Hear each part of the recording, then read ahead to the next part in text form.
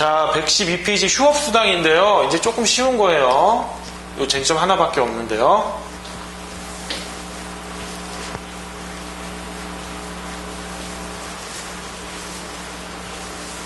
휴업수당은 조문에 나와 있습니다. 근로기준법 제46조 휴업수당인데요.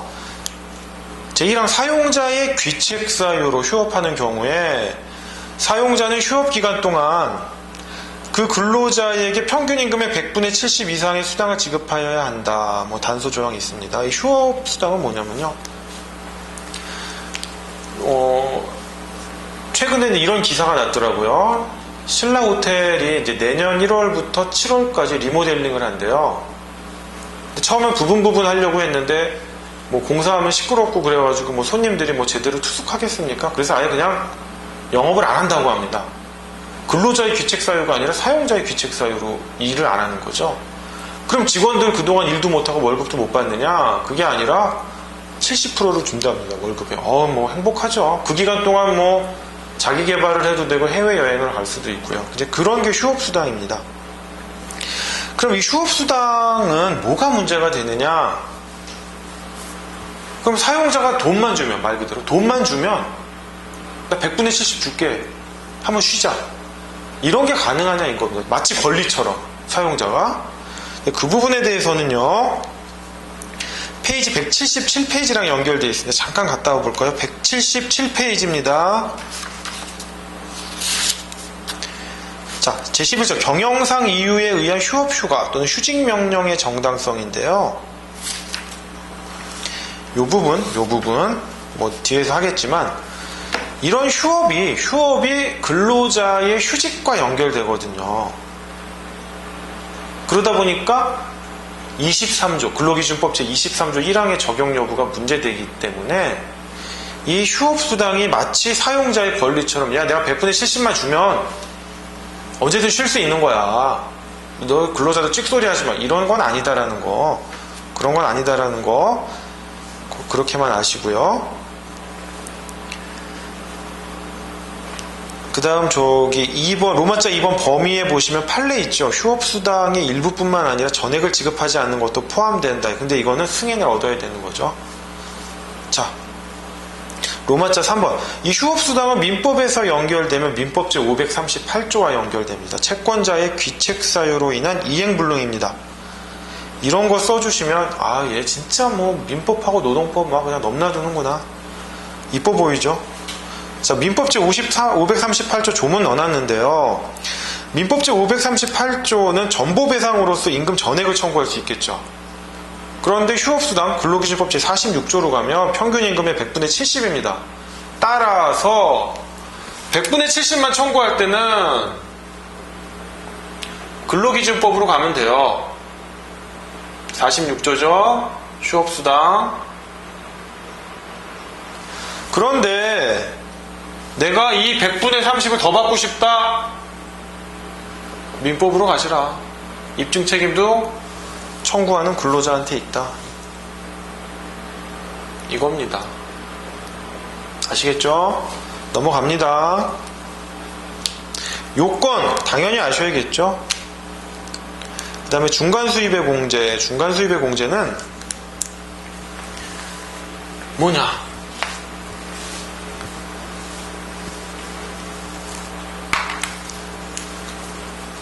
사용자가 이만큼 휴업을 했어요. 휴업기간이에요. 그럼 100분의 70만큼 줘야죠. 뭐에? 평균 임금에. 줘야 되는데 이 사람이 이 기간 동안 딴 노동을 해가지고 딴 근로를 해서 임금을 받았더라.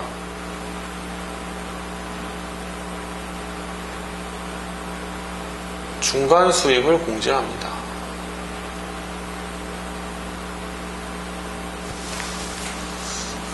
근로기준법 시행령에 있습니다.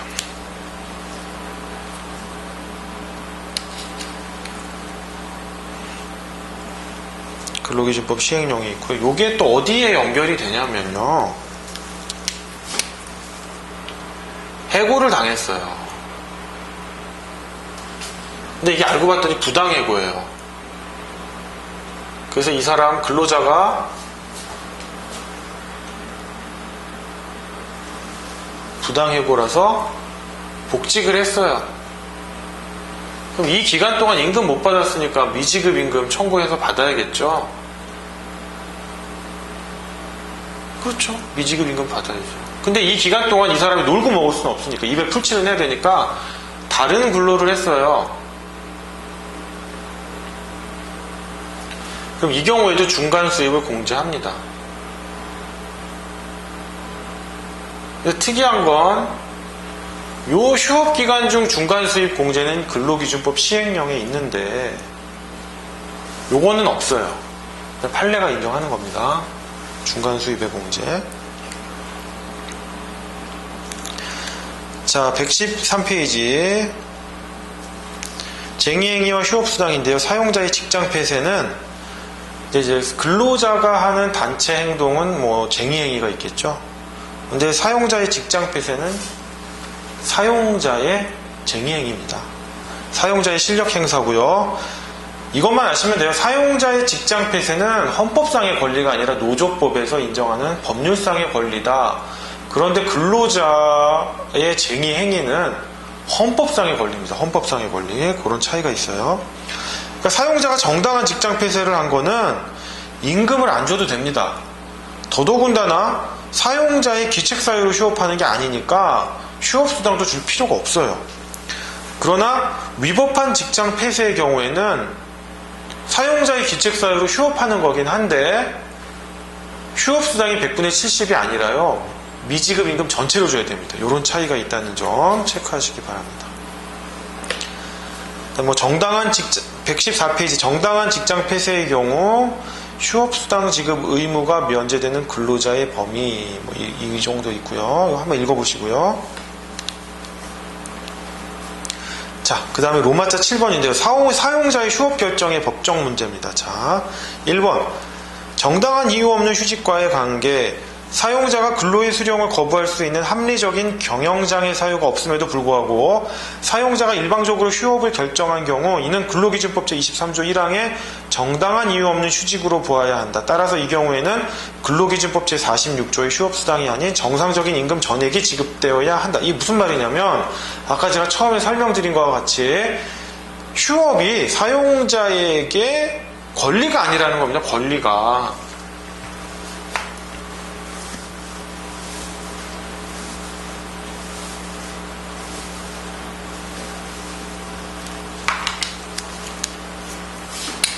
왜냐?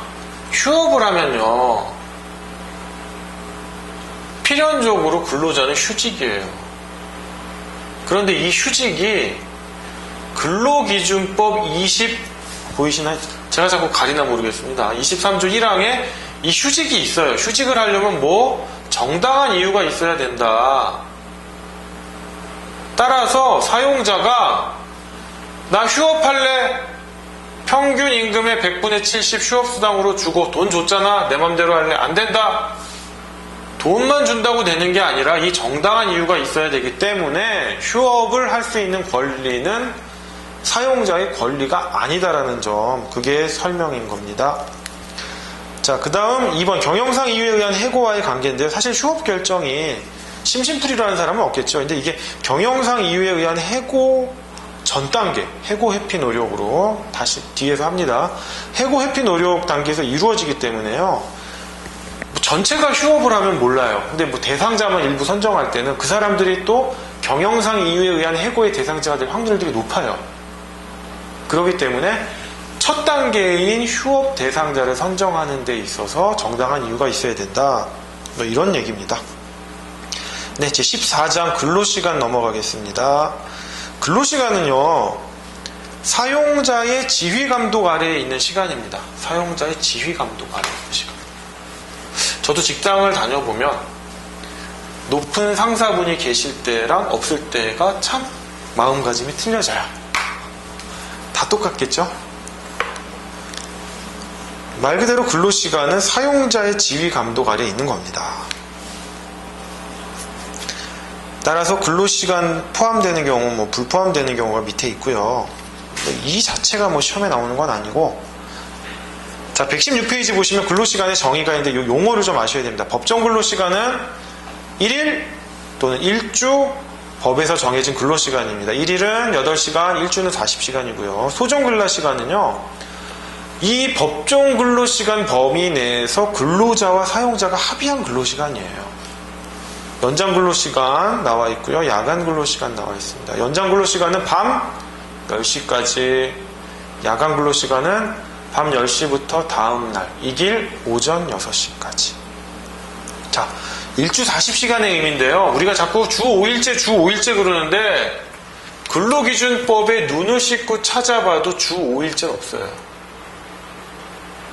그냥 기자들이, 법을 잘 오해하시는 기자분들이 자꾸 용어를 이렇게 만들어 쓰시는데 근로기준법엔 이런 용어가 없습니다. 근로기준법의 법정 근로시간은 일주 40시간이에요. 주 5일제 이런 말 답안지에 쓰시면 안 됩니다. 없어 보여요. 잘 모르는구나 얘가. 일주 40시간, 즉 사용자가 일주일에 40시간만 부리면 그만이에요. 그러니까 임금이 아니라 근로시간을 어떻게 구성하냐면 월, 화, 수, 목, 금, 토, 일이 있잖아요. 이때 8시간 일하는 거예요. 40시간 채웠죠. 그리고 일주일에 40시간 일하면 1일 쉬어야 된다면서요. 예, 이게 바로 유급휴일입니다. 유급휴일. 주휴일이라고도 하죠. 토요일도 쉬는데요? 쉬죠. 40시간 일했으니까. 일하면 안 되죠. 일하면 법정 근로시간 위반인 거고 돈 줘야죠. 이때는 무급휴일입니다. 무급휴일. 이때는 놀아도 돈이 안 나오고요. 이때는 놀아도 돈이 나와요. 그래서 어떤 사용자가 그래? 7시간 이렇게 일해. 1시간씩 비죠. 매일매일. 요때 5시간 일해. 일요일 날은 쉬어. 이렇게 짜도 무방한 겁니다. 이게 뭐 법 위반이 아니에요. 일주 40시간 지켰잖아요. 토요일 날 쉬라는 법 있어요? 없습니다. 일요일 날만 하루 쉬면 되는 겁니다. 그래서 이게 주 5일제고 이게 주 6일제지 이렇게 짜든 법 위반은 아니다. 일주 40시간 지켰거든요. 요거 염두에 두셔야 됩니다. 참고해 보시면 뭐 근로기준법 제55조 휴일, 시행령 제30조의 주휴일 있죠. 자, 그 다음에 법내 초과 근로인데요. 법내 초과 근로. 이게 뭐냐?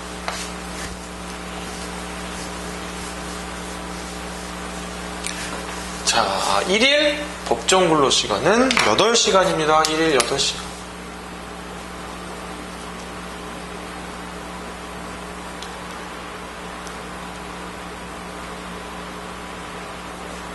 그럼 소정근로는 뭐라고 그랬죠? 소정근로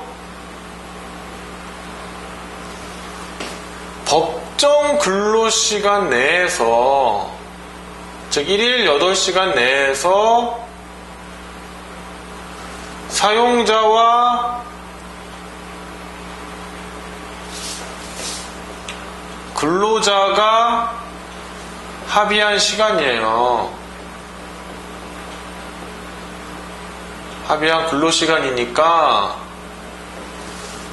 1일, 아주 좋은 회사죠. 1일 7시간씩 일합시다 이랬어요.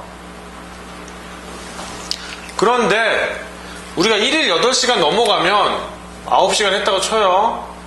그럼 뭐가 발생합니까? 연장근로수당이 나오죠. 연장근로수당.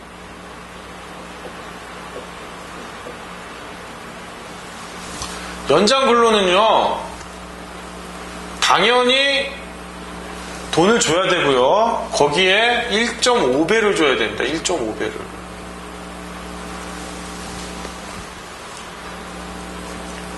즉 뭐냐? 1시간에 10,000원이다. 8시간 일하면 얼마? 80,000원이죠. 9시간 일했는데요. 90,000원 아니다. 8만원 플러스 1.5만원 15,000원이다 이겁니다.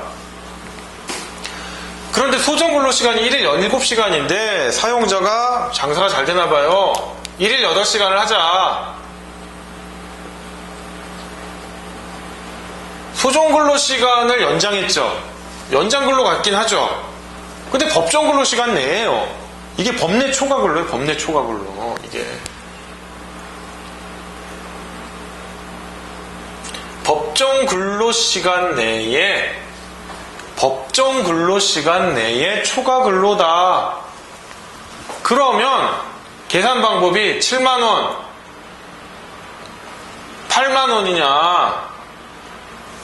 법정 근로시간 내니까. 아니다. 7만원 플러스 1.5에서 8.5만원이다. 85,000원? 뭘 것 같습니까? 대법원이 이랬죠? 요거다. 이거. 개념 하나 아시면 됩니다. 제2절 시간외 근로입니다.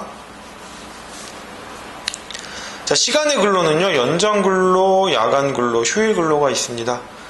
근로기준법이 규정한 법정 근로시간을 초과한 건데요. 시간 외 근로수당은 통상임금의 100분의 50을 가산하여 지급하여야 하며 가산임금을 지급하는 것에 가름하여 휴가를 줄 수 있다. 이게 있습니다. 이게. 자, 무슨 말이냐. 뭐 이 자체가 시험에 독자적인 문제는 안 나오는데요. 아셔야 여러분이 이해를 합니다. 이해를. 근데 이게 회사를 다니신 분들도 자꾸 헷갈려요. 근데 회사를 안 다니신 분들은 더 모르죠. 근데 어쩔 수 없어요. 이게 자기의 돈하고 연결되면요. 막 법도 찾아보고 이러는데 실제로 회사를 안 다녀보신 분들은 이게 직접 자기한테 와닿지가 않는 거죠. 자, 보시면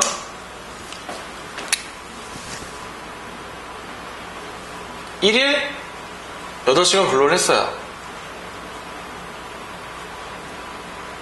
몇 시부터 몇 시까지? 9 to 6. 오케이, 돈 받죠? 10시까지 했어요. 밤 10시까지. 연장 근로. 4시간 받죠? 미쳤나봐요. 다음날 6시까지 또 했어요. 거의 뭐 8시간 또 했네요. 야간 근로 8시간.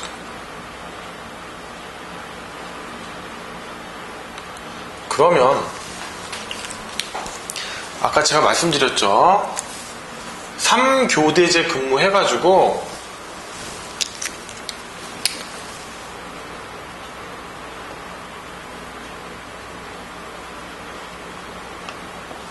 교대제 근무해서 아침에 안 나오시고 연장 근로도 안 하시고 야간 근로만 하셨어요. 요거만 하셨어요.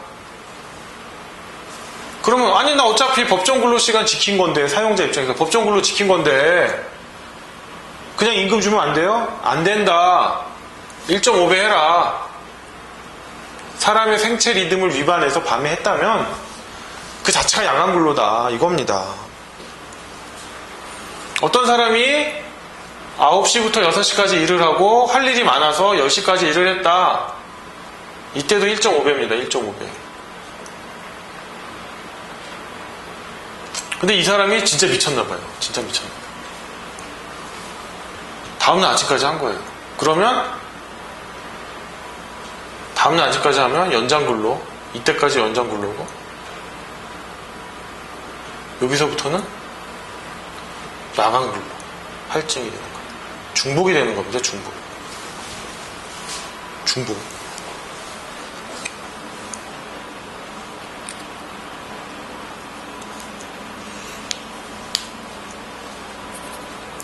사실 이 부분에 대해서는 명확히 판례가 안 나와 있어요. 연장 근로랑 야간 근로가 중복을 하면 하나만 주면 되냐, 2번 가산해야 되냐, 이런 건 없어요.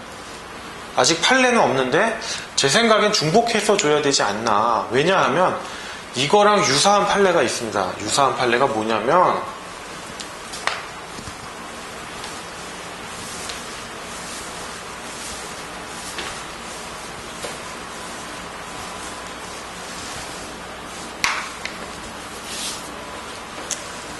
일요일 날요, 일요일 날. 쉬어도 임금 받죠. 주휴 수당입니다. 휴일에 받는 수당. 근데 얘가 근로예요. 자, 이때 임금을 10,000원 받는다고 쳐요. 근로하면 근로한 대가로 또 임금 받아요. 주휴 근로수당입니다. 또 10,000원 받아요. 20,000원 받겠죠. 또 10,000원 받으니까. 근데 얘가 일요일 날 나서 또 미쳤나봐요. 일요일 날 근로를 한 것뿐만 아니라 근로하면서 연장 근로도 해요.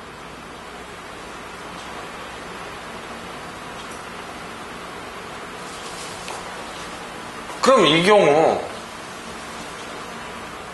이거와 이거는 겹치느냐, 중복하느냐. 즉, 이때 이제 연장 근로가 뭐 4시간 했다고 쳐요. 자, 8시간이 10,000원이니까, 8시간이 10,000원이니까, 아내도 받는 게 10,000원이었어요. 하루 8시간 근로를 아내도 받아도 10,000원인데, 8시간 근로를 했으니까 또 10,000원 받죠. 그런데, 휴일에 근로를 하면요, 1.5배가 가산이 돼요.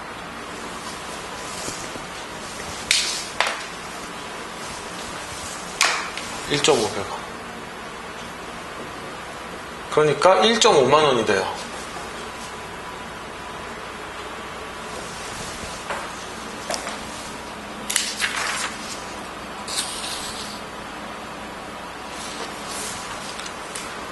근데 연장근로 4시간을 했단 말이에요. 근데 8시간에 10,000원이니까 4시간이니까 5,000원이 되죠.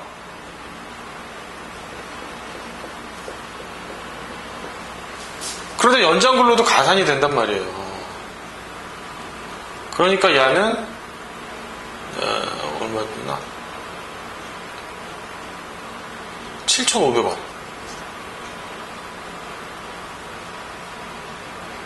여기는 15,000원이죠. 여기 1.5만원이니까. 이렇게 각각 가산이 된다는 겁니다. 휴일 근로의 경우에는. 그래서 이 판례는 있거든요. 그러다 보니까 제가 아까 칠판 지웠던 거, 야간 근로와 연장 근로가 중복되면 각각 가산해야 되지 않나. 이게 이제 제 생각입니다.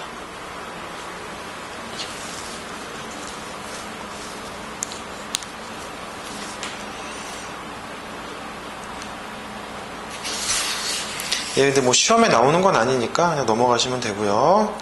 네, 118페이지.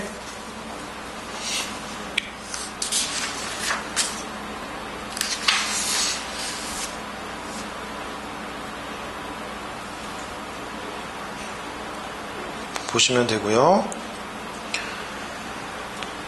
자, 그 다음에 119페이지입니다. 일직 및 숙직 근무가 가산임금의 지급 대상인지, 뭐 이거 가볍게 보시면 되고요. 이 판례는 뭐 재밌는 게 있어요. 재밌는 게 있는데 120페이지로 넘어오시면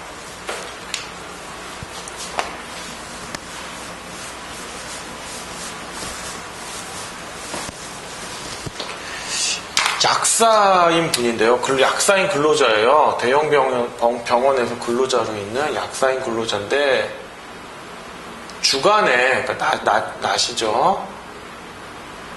약사 업무를 하니까 상당히 고임금을 받아요. 고임금을. 근데 이 병원은 특이하게 밤에 숙직을 쓰게 돼 있어요. 밤에.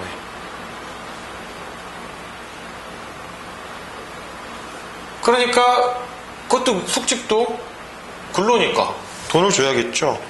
그러니까 약사로서의 급여를 줬는데 사용자가 보니까 아니 밤에는 근로의 밀도가 약사로서의 업무가 아니라 그냥 흔히 말하는 뭐 경비 아저씨 같은 업무잖아요. 그러니까 그러면 이 대기성, 단속성 업무인데 근로 밀도가 다르면 임금을 안 주겠다는 게 아니다. 임금 산정을 좀 달리해야 되지 않느냐. 즉 그런 사람들 임금으로 줘야 되지 않느냐. 대기성 단속 업무로. 그러니까 판례가 맞다 그랬습니다. 맞다. 돈 주는 건 맞는데 그때 약사로서 일 안 하네. 이렇게 줘라. 하니까 다시 약사인 근로자가 그래 이 말도 틀린 건 아닌데 내가 밤에 계속 숙직만 쓰는 게 아니라 가끔은 응급환자 때문에 약사로서 일도 한다 하니까 그래? 그러면 요 부분만큼은 고임금으로 줘. 나머지는 뭐 저임금으로 주더라도 숙직만 한 거니까. 이 경우는 숙직에 따른 임금, 숙직에 따른 대기성, 단속성 업무에 따른 낮은 임금, 밤에도 약사로서 응급환자를 봤을 때는 요 시간만큼은 고임금. 점점 복잡해지죠.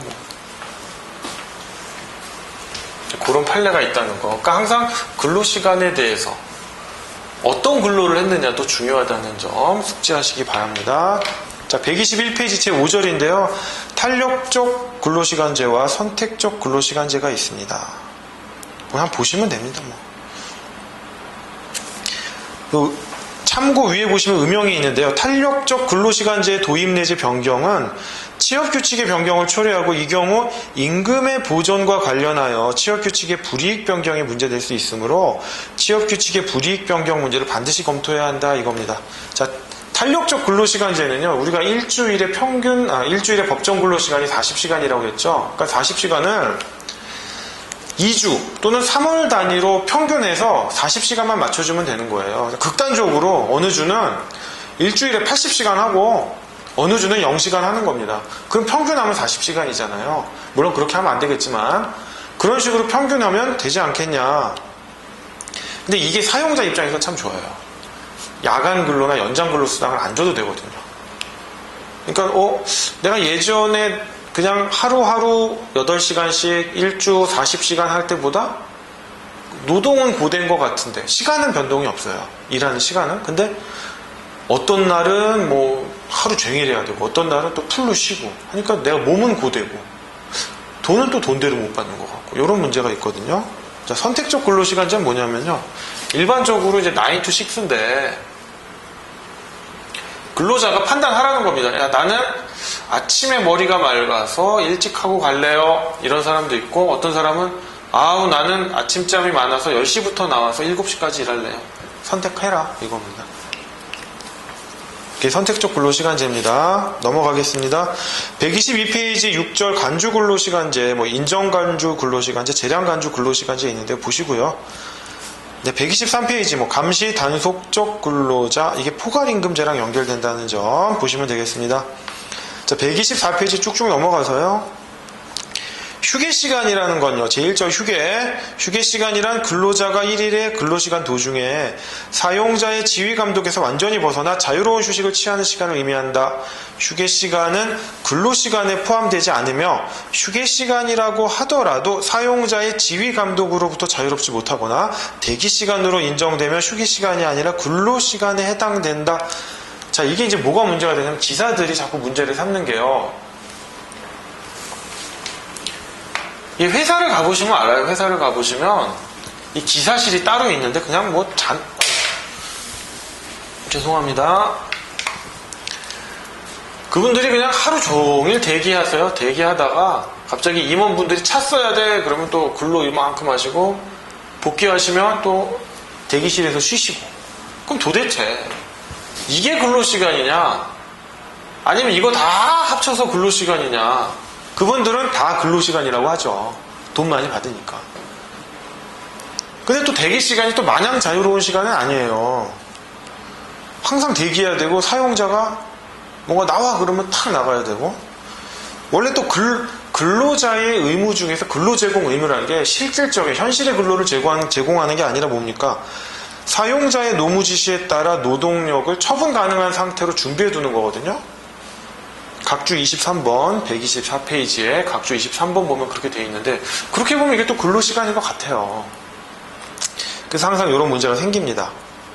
휴게 자체가 단독으로 시험 문제 나오진 않는데요. 이게 이제 휴게 시간 중에 조합활동 해가지고 노조법에서 문제가 됩니다. 노조법에서 문제가 되는데, 일단 휴게를 보면요. 4시간당 30분 줘라 이렇게 돼 있으니까 1일 법정 근로시간이 얼마죠? 8시간이죠. 최소 1시간은 줘야 돼요.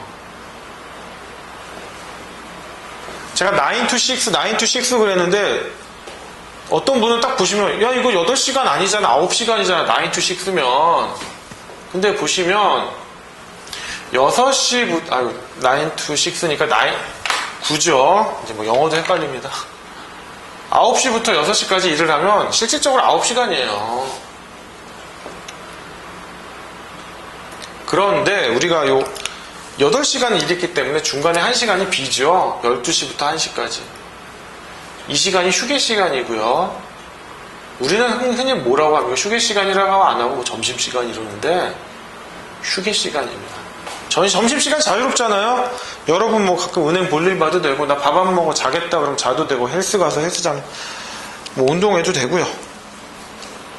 자, 그럼 휴게 시간 중에 휴게 시간은 근로자의 자유로운 시간이 보장된 시간인데 그럼 조합 활동을 하면 됐지 않나? 근로 시간 중엔 조합 활동하면 안 되죠. 근데 휴게 시간 중에는 조합 활동을 할 수 있느냐?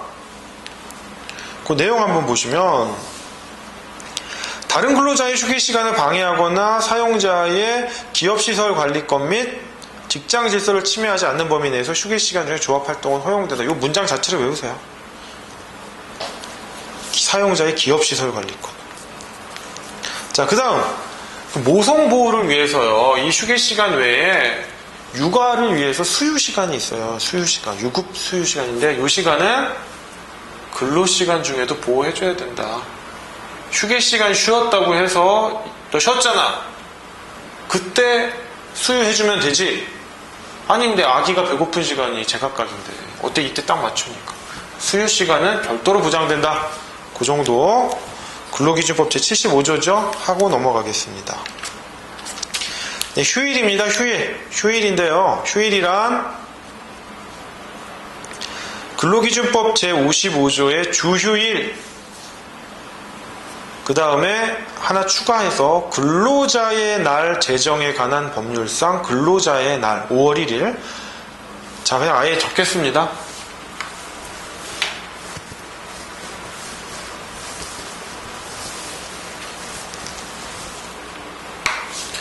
휴일은요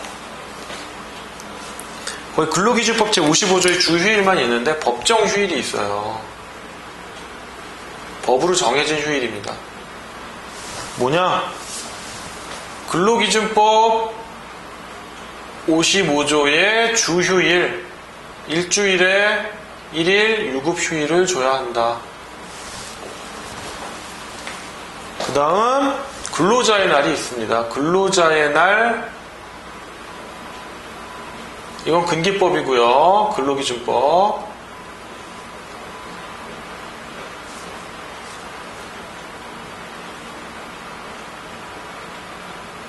근로자의 날 제정에 관한 법률에 근로자의 날을 시게 되어 있죠. 5월 1일입니다. 이게 법정 휴일이고요. 그 다음에 법정 공휴일이 있습니다. 뭐 3.1절, 설날, 추석 같은 거. 그 다음 단체 협약이나 취업 규칙에서 정한 휴일들이 있어요. 흔히 말하는 뭐 회사 창립 기념일. 그 회사만 쉬죠? 딴 회사 안 쉬는데? 뭐 그런 것들.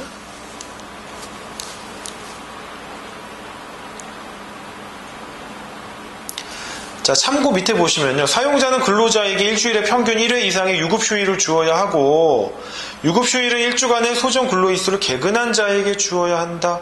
소정근로일수를 개근하지 않은 경우에는 주휴일을 주되 무급휴일로 부여한다. 돈을 안 줘도 된다. 주휴일은 반드시 일요일 필요는 없다. 뭐 토요일로 줘도 상관없습니다. 뭐 네모친 음영 부분 보시면 되고요. 자, 제3조 휴가입니다. 휴가도 한번 보시면 휴가는 사실 뭐 예전에는 월차 휴가라고 그래서요. 1개월 만근을 하면, 개근을 하면 다음 달에 하루 휴가를 쓸 수 있는 월차 휴가가 있는데 월차 휴가 제도가 폐지됐어요. 왜냐하면 법정 근로시간이 단축이 됐습니다. 1일 8시간, 1주 4시 40시간으로. 그리고 또 대부분 주 5일째 근로가 확산되다 보니까 월차 휴가 제도가 폐지됐고요. 지금 남아있는 거는 연차 휴가, 생리 휴가. 이게 좀 생리 그러니까 이제 좀 용어가 그렇다고 해가지고 뭐 보건 휴가라고 이름을 붙이는 경우도 있는데요.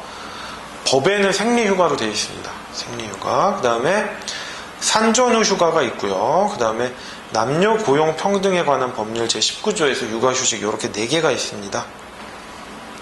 자, 생리휴가에 대해서 근로기준법 제73조가 규정하고 있는데요. 예전에는 유급휴가였어요. 유급휴가인데 지금은 유급이란 말을 빼버렸어요. 그래가지고 이 생리휴가가 현행법상 유급이냐 무급이냐란 말이 있는데 유급이란 말을 뺐다는 건 입법자의 의도가 무급이 아니냐. 그래서 무급이라는 견해가 다수 견해입니다. 자, 127페이지 아래 연차휴가입니다. 사용자는 1년간 8할 이상 출근한 근로자에게 15일의 유급휴가를 주어야 한다. 다만 계속하여 근로한 기간 1년 미만인 근로자에게는 1개월 개근 시 1일의 유급휴가를 주어야 한다. 조문 내용 설명한 건데요. 자, 로마자 2번 부여 방법. 연차휴가는 근로자가 청구한 시기에 주어야 한다. 근로기준법 제60조 제5항 본문인데 62조라고 되어 있네요. 제60조입니다. 60조. 자, 연차휴가 청구권의 법적 성격에 대해서 그 음형 부분에 청구권설, 형성권설, 시기지정권설이 있는데 시기지정권설입니다. 시기지정권설. 이게 근로자한테 유리해요. 청구권, 형성권 뭐 이러면 마치 뭐 청구를 해야 되는 권리가 발생하다 이렇게 생각을 하는데 연차휴가는 1년 이상 8할 이상 개근하면 그냥 당연히 생기는 겁니다. 다만 근로자가 내가 언제 연차휴가 쓸래 라고 시기만 지정할 수 있을 뿐이다. 그러니까 시기 지정권설이 타당하고 근로자 입장에서 유리하다 이겁니다.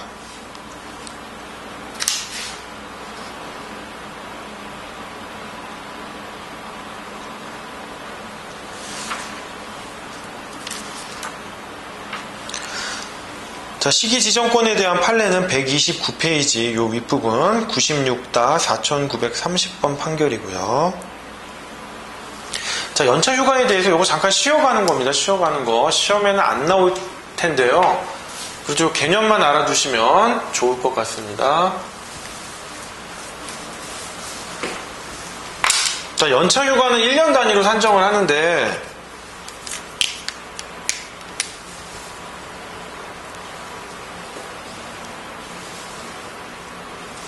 1년 단위로 산정을 하는데 2010년 1월 1일입니다. 2011년 1월 1일입니다. 2012년 1월 1일입니다. 2013년 1월 1일입니다. 제가 이때 입사를 했어요. 6월 1일 날.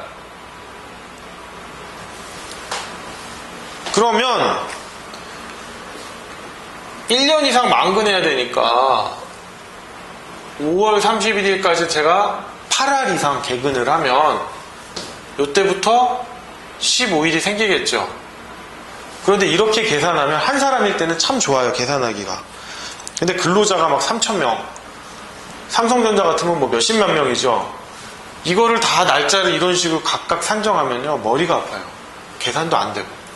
그래서 회계연도 단위로 끊어버립니다. 회계연도 단위란 건 뭐 말이 거창해 보이는데 뭐냐면 그냥 회계연도 단위 1월 1일 단위로 끊는다 이겁니다. 그러면 이 사람 만근은 뭐냐?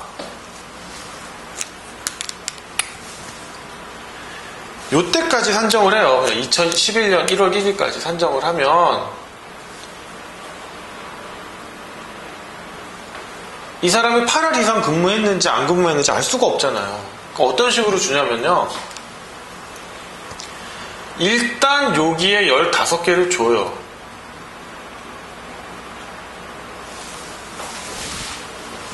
만군도 안 했는데 8할 이상 만군도 안 했는데 얘는 아무리 하루도 안 빠지고 나와도 8알 이상이 안 돼요. 1월 1일부터 입사를 안 했으니까. 그럼 어떻게 주느냐? 그냥 여기서 6월 1일, 7월, 8월, 9월, 10월, 11월, 12월에서 7개가 발생을 해요. 즉 어떻게 발생하느냐? 1월 만근시 1개 발생해요. 그러니까 6월, 7월, 8월, 9월, 10월, 11월, 12월 7개가 생길 수 있죠. 근데 얘가 7개를 안 써요. 안 쓰면 그 다음에 15개가 생겨요. 근데 7개를 다 쓰잖아요. 7개를 요때 안 쓰면 2011년에 15개가 생기는데 7개를 다 쓰면요, 이게 만근 안 하고 생긴 거잖아요. 요걸 땡겨온단 말이에요. 8개가 발생하는 거예요. 8개가 발생하는 겁니다. 3개 썼다? 12개 생기는 거예요. 그럼 요땐 또 어떻게 산정하느냐? 요때 연체 휴가는 실질적으로 12개가 발생해요. 1월 만근시 또 1개가.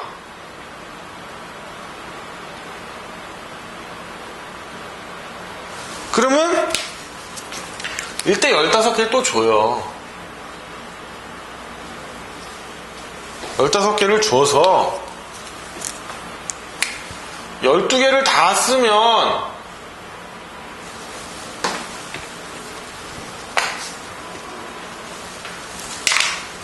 12개를 다 쓰면 3개밖에 안 나오고요. 12개를 안 쓰면 15개가 다 생기고, 뭐 5개만 썼다 그러면 10개가 생기는 겁니다.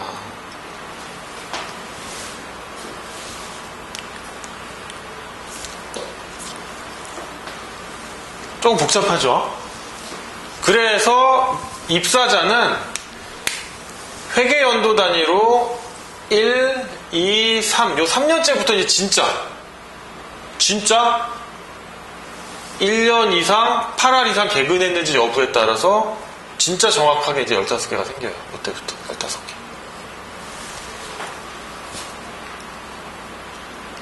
휴가 계산이 좀 복잡합니다.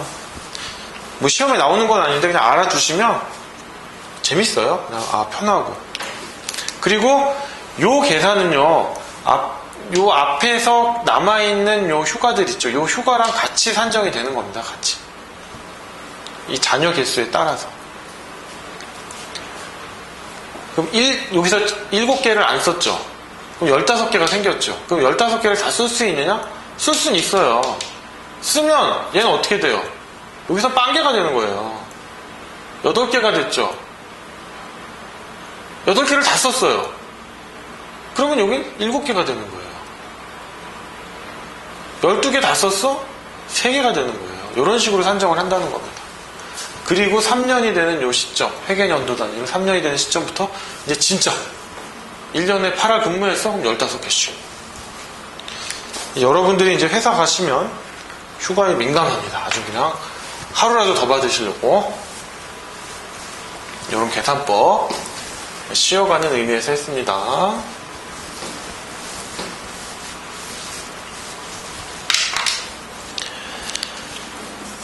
자, 여기 좀 오타가 있네요. 129페이지 아래 나 소정 근로일에 출근하지 않았지만 출근한 것으로 간주되는 기간 1번 업무상 재해로 인한 휴기간이 아니고 휴업기간입니다. 휴업기간 오타 수정해 주시고요. 자, 130페이지인데요. 130페이지에 이 부분 연차휴가 산정 시 쟁의행위 기간 처리 문제인데 이런 학설 대립이 있어요. 출근 간주설, 소정 근로일 제외설, 비례 삭감설이 있는데 이 부분은 써주셔야 돼요.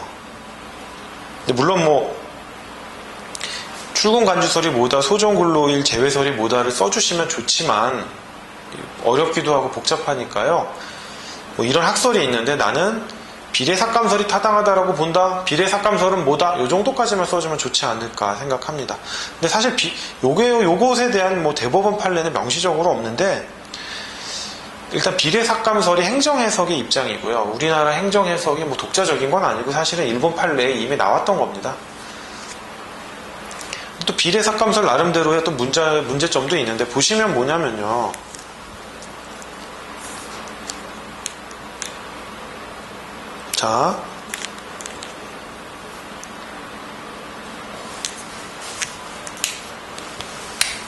자, 출근 간주설. 자, 일단 요거부터 설명을 드리죠.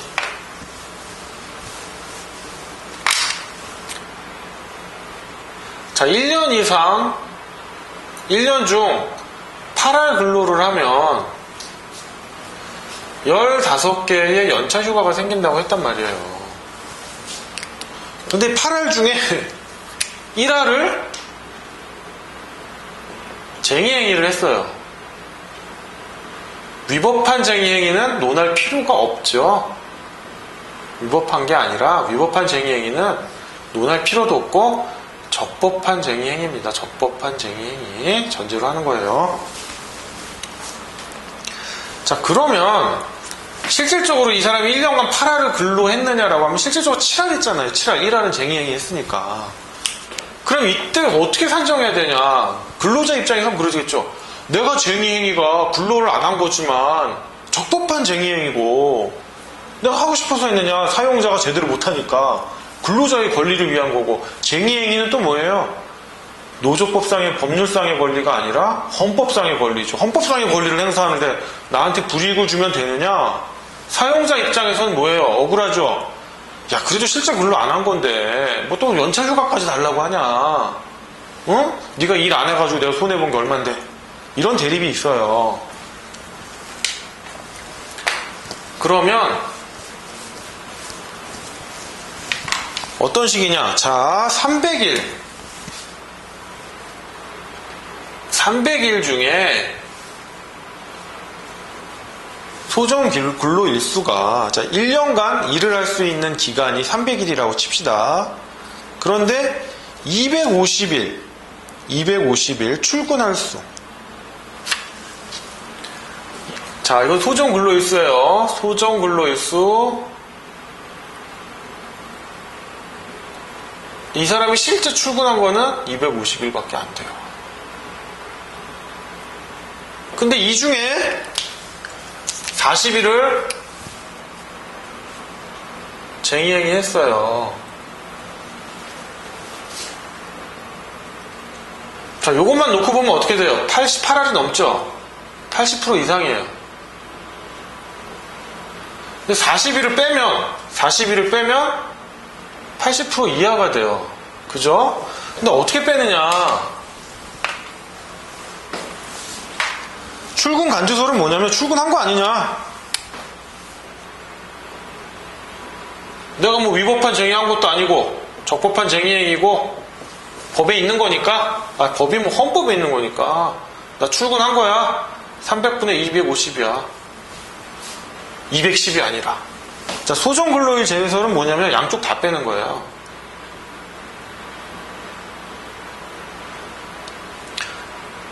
쟁의행위한 거를 어떻게 출근한 걸로 봐. 말도 안 되지. 그럼 비조합원, 쟁의행위에 참가하지 않은 애들은 그 기간 동안에 일하고 있었는데 걔랑 똑같이 보면 돼?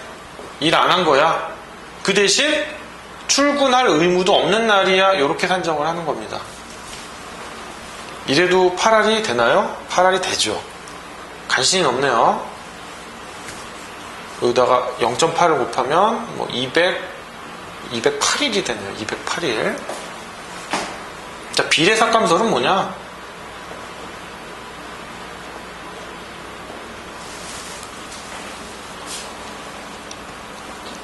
자, 소정근로일 제외설처럼 계산을 해서 260분의 210을 하니까 80%가 넘더라.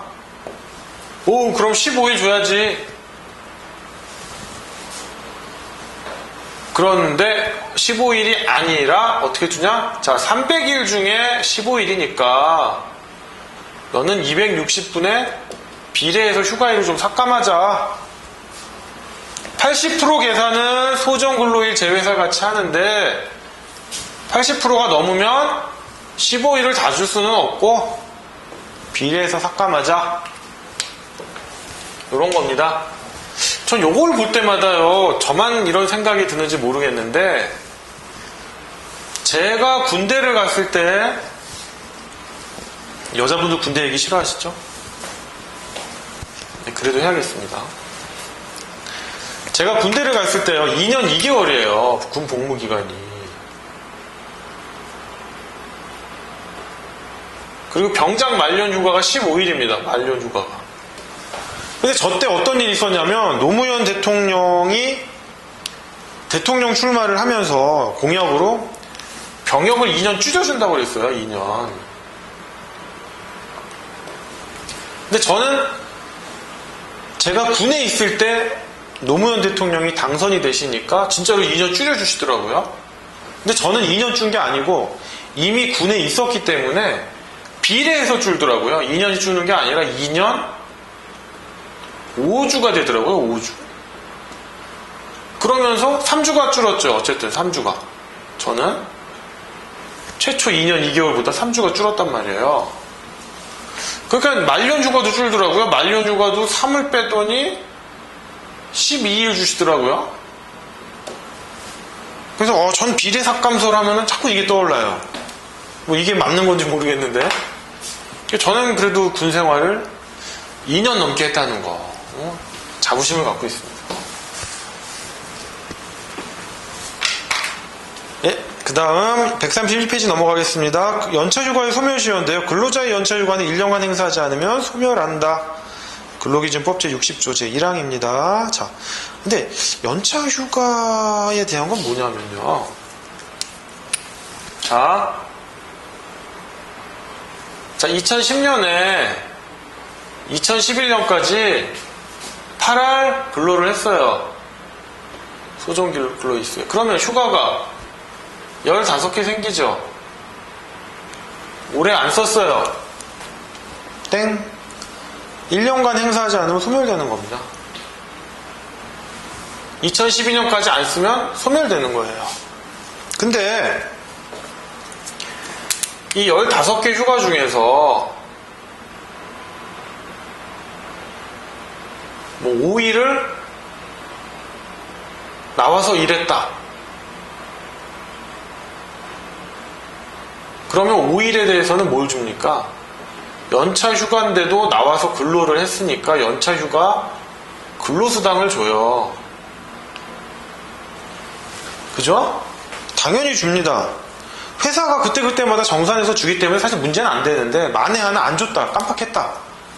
그러면 연차휴가 근로수당은 몇 년간? 발생한 날로부터 3년간 임금이기 때문에 임금의 소멸시효, 퇴직금도 후불 임금이기 때문에 퇴직금도 3년간 시효에 걸리죠. 재해보상금도 3년입니다. 자, 연차휴가 근로수당도 근로에 대한 대가이기 때문에 3년간 소멸시효에 걸린다는 거, 그 부분 알아두시면 되겠습니다. 자, 132페이지. 연차휴가일에 근로한 경우 가산임금을 주느냐? 규정이 없어요. 시간 외 수당만 있고. 그러다 보니까 연차휴가에 일에 근로했다고 해서 가산임금 주진 않습니다. 아까 말한 1.5배 아니라는 거 대부분 판례가 있고요. 자, 132페이지 생리휴가인데요. 폐경기 여성은 청구할 수 없다는 거. 만약에 사용자가 여성의 생리휴가 부여를 거절할 경우에는 사용자가 입증 책임을 져요. 너 생리 안 하는 것 같아. 라는. 근데 그거 어떻게 입증하겠습니까? 주는 게 낫지. 자, 생리휴가의 형격상 사용자가 대체휴가를 부여하지 못한. 자, 오늘 내가 생리휴가를 주십시오라고 했는데, 오늘은 바쁘니까 한 5일 뒤에 해. 아니, 누가 뭐 그 날짜를 조절합니까? 그날 줘야지. 그 성격상 그날 줘야 되는 겁니다. 자, 133페이지 생리휴가가 유급휴가인지 여부, 요 부분 했습니다. 자, 제7절 산전후 휴가인데요. 조문 보시면 되고요. 산전과 산후를 통하여 90일의 보호휴가. 적어도 산후에 45일은 되게끔 배정하고, 임신해서 출산한 경우뿐만 아니라 16주 이후 동안에 유산이나 사산한 경우도 그 경우도 저는 뭐 여자가 아니라 모르겠지만 뭐 출산한 것과 비견한 고통이 따른다고 하더라고요. 그 경우에도 산전후 휴가를 줘야 된다는 거. 그 다음에 산전후 휴가 중 60일은 유급으로 해야 된다는 점입니다. 네, 134페이지 징계와 인사명령인데요. 너무 중요한 부분입니다. 제가 말씀드렸죠. 누차 개별적 근로관계에서 제일 중요한 부분은 취업규칙, 포괄임금, 징계입니다. 징계에서 특히 해고 부분. 징계와 이 인사명령 부분은요, 출제하기가 너무 좋아요. 쟁점도 너무 많고. 사실 저는 제가 작년에 시험을 볼 때 이 부분이 나올 거라고 생각을 했어요. 근데 취업규칙 부분이 나오더라고요. 근데 취업규칙은 취업규칙 독자적으로 문제가 될 수 있을 뿐만 아니라 포괄임금이나 이런 징계와 인사명령 부분에서 이 규정 또는 임금 규정, 보수 규정, 뭐 징계 규정, 인사 규정 이런 부분으로 또 녹아 들어갈 수가 있기 때문에 취업규칙은 항상 문제되고요. 특히 징계와 인사명령 부분은 제가 포괄임금제와 더불어 개별적 근로관계에서 출제 가능성이 아주 높은 부분으로 꼽는 것입니다. 자, 징계와 인사명령 들어가면요. 여러분 많이 힘드신데 이 부분 정복하셔야 됩니다. 이 부분만 넘어가면 뒷부분 쉽습니다. 뒷부분 아주 쉬우니까요. 이 앞부분에서 한번 확실히 하겠습니다. 자, 제1절 징계와 인사명령의 일반 이론인데요. 제1번이 의. 징계란 근로자의 기업 질서 위반 행위에 대하여 사용자가 부과하는 일종의 제재를 의미한다. 이러한 징계에는 징계 해고, 정직, 강등, 강급, 견책, 경고가 있다. 자, 인사명령은요, 기업 업무상 필요한 범위 내에서 사용자에게 상당한 재량이 인정되는 인사권의 행사입니다.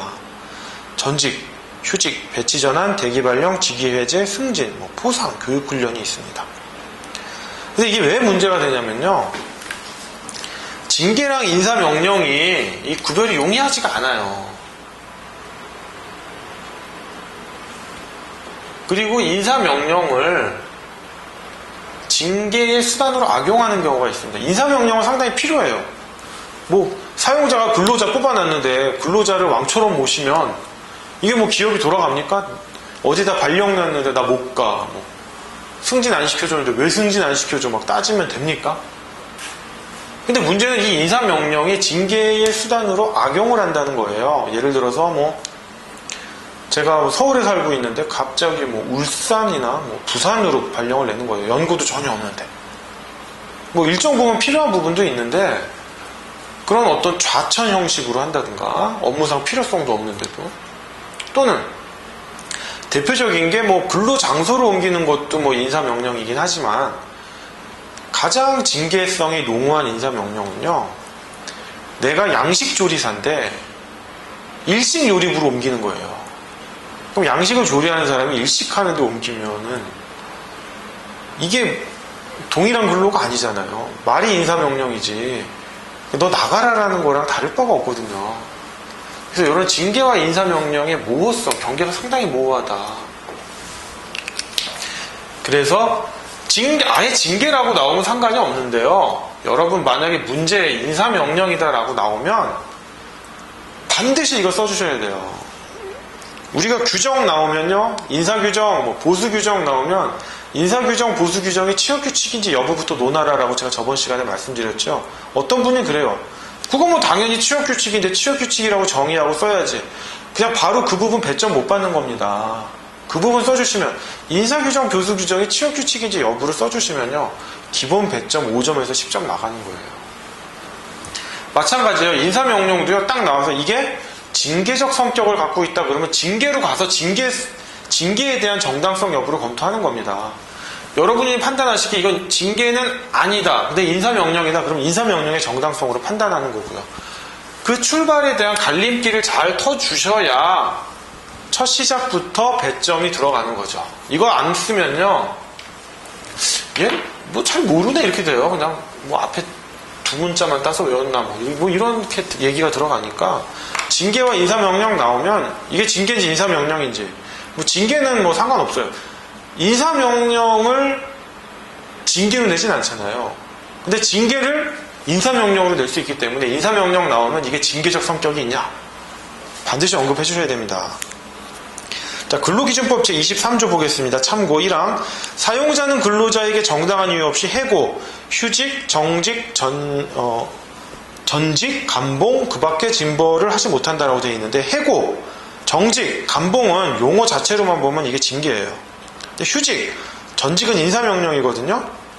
자, 그래서 근로자는 해고 등의 징계 사실을 구체적으로 명시만 하면 족하고, 한이 아니고 만이네요. 오타네요. 명시만 하면 족하고, 해고 등 징계의 정당한 이유에 대한 입증 책임을 사용자가 부담한다. 네, 그렇습니다. 그럼 정당한 이유가 뭐냐? 두 가지. 사회통념상 고용계약을 계속시킬 수 없을 정도로 근로자에게 책임 있는 사유, 내지는 부득이한 경영상의 필요가 있는 경우라고 86다카 1875 판결이 얘기하고 있죠. 자, 두 가지. 사회통념상 고용계약을 계속시킬 수 없을 정도로 근로자에게 책임 있는 사유, 부득이한 경영상의 필요가 있는 경우다라는 겁니다. 자, 그럼 정당한 이유의 포섭 범위인데 이 부분하고 이제 근로자랑 싸우는 거예요. 지금 징계에 대해서 하는 겁니다. 근로기준법 제23조 제1항이 징계 이외에 휴직, 전직 등의 인사명령도 예시하고 있으며 근로기준법 제23조 제1항은 열거 규정이 아닌 예시 규정에 해당하므로 열거되지 않은 인사명령의 경우에도 근로기준법 제23조 제1항의 정당한 이유를 요구한다고 주장한다. 근로자는 이렇게 주장할 수밖에 없어요. 넓게 보죠. 정당한 이유가 적용되는 범위를. 사용자는 어떻게 합니까? 야, 인사권은 기업이 내 거지. 사유재산권을 보장하는 헌법 제23조에 의해 사용자에게 상당한 재량이 인정되는 고유한 권한이므로 인사명령은 정당한 이유를 요구하지도 않고 징계적 성격의 인사명령에 한해 정당한 이유를 요구할 뿐이며 더더군다나 근로기준법 제23조 제1항에 예시된 인사명령이 휴직, 정직만 정당한 이유를 요구하는 거지 나머지는 뭐 내가 알아서 하는 거야. 뭐 배치 전환, 뭐 이런 것들에 대해서만. 여기 정직이라고 되어 있는데요. 전직입니다. 전직. 제가 잘못 못하네요. 이렇게 정당한 이유에 대한 포섭 범위가 서로 달라요. 사용자는 사용자 유리하게, 근로자는 근로자 유리하게 하는 겁니다. 자, 근로자 다시 한번 열거적 규정이 아니라 예시적 규정이니까 정당한 이유의 범위는 넓다. 사용자는 이거 예시 규정이니까 열거 규정이니까 요것만 휴직하고 전직만 되는 거고 그나마도 징계적 성격의 인사명령에만 되는 거다. 자, 3번 징계의 정당한 이유인데요. 반드시 암기하셔야 됩니다. 징계의 정당한 이유, 징계 사유의 정당성, 절차의 정당성, 양정의 상당성 또는 적정성, 정당성의 입증 책임은 사용자가 부담한다. 반드시 암기하셔야 됩니다. 징계의 정당성,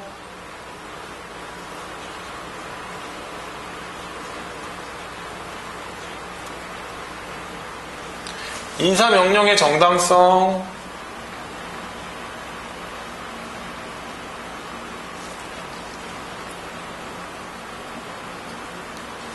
자, 징계의 정당성은 뭐냐? 징계 사유가 정당해야죠. 되도 않는 사유로 징계하면 되겠습니까? 징계 사유의 정당성.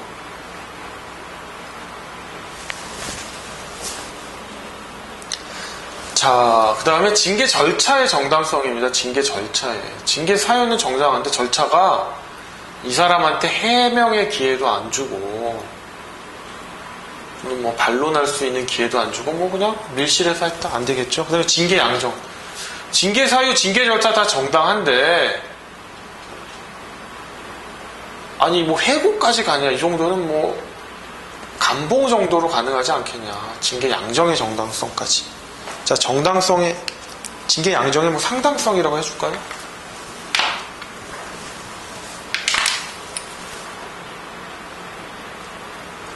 이 부분이 자세히 설명해놨죠. 실체적인 측면에서 근로자의 기책사유와 불이익의 정도를 비교 형량하고 쓰는 겁니다. 바로 절차적인 측면에서 고지반론권의 부여, 징계위원회 개최 등의 절차를 거쳤는지. 근데 징계 절차의 정당성은요 진짜 중한 절차에 한정돼요.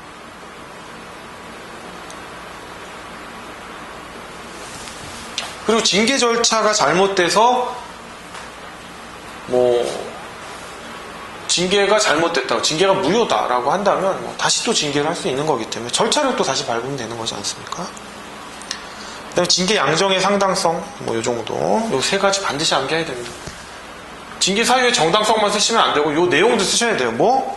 근로자의 기책 사유와 불이익의 정도를 비교 형량하고, 절차적인 측면에서 징계 절차의 정당성은 절차적인 측면에서 고지 반론권 부여, 징계위원회 개최 등의 절차, 그리고 중한 절차 위반에 한정된다라는 점. 자, 인사명령의 정당성인데요. 이거는 뭐냐? 업무상의 필요성. 업무상 필요도 없는데 나를 부산, 서울에 근로하는데 부산, 독도 이런 데다가 전직 명령 내리면 안 되겠죠. 정말 진짜 사용자의 필요성이 있어야 되고, 정말 그 근로자를 보냈을 때 근로자가 입게 되는 불이익과 비교 형량합니다. 가족이 있는 사람을 해외 지사에 보내는 거랑 결혼하지 않은 미혼인 사람을 해외 지사 보내는 거랑은 근로자의 불이익 정도가 다르겠죠.